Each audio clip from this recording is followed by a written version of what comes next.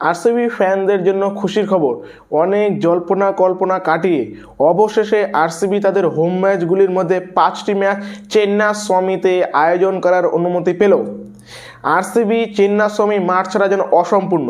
চেন্নাস্বামী মাঠে যে লাল সমুদ্র, যে রক্ত বন্যা তুলিয়ে দেয় আরসিবি ফ্যানরা জার্সি পরে, সেটা কিন্তু আমরা সত্যি এই বছর মিস করতাম যদি না এই ডিসিশনটা আসতো।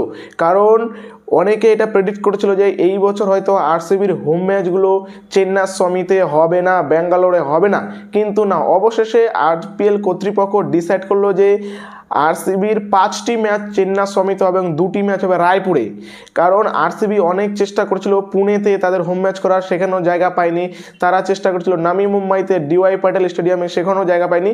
তাই অবশেষে তাদেরকে আবারও তাদের সেই পুরনো ঘরে ফিরে যেতে হয়েছে, যেখান থেকে আরসিবির সেই লাল সমুদ্র, সেই রক্ত বন্যা আমরা সবাই দেখে এসেছি যে আরসিবি ফ্যানদের মধ্যে কীরকম ক্রেজ থাকে। আর চেন্নাস্বামী মানে কিন্তু আরসিবি মানে হচ্ছে চেন্নাস্বামী।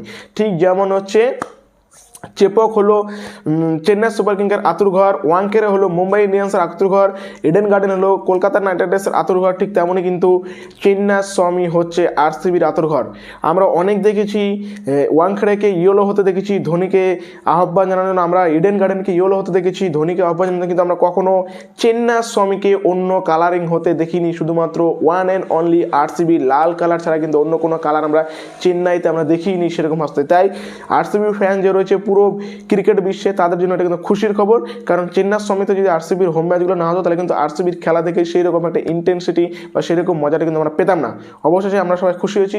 আর কে কে আরসিবির ফ্যান অবশ্যই কিন্তু নিজেদের কমেন্টে মতবাদ জানাবা, এবং তোমরা এই ডিসিশনে খুশি কি খুশি না অবশ্যই নিজের মতামতটা দিয়ে যাবা। ধন্যবাদ।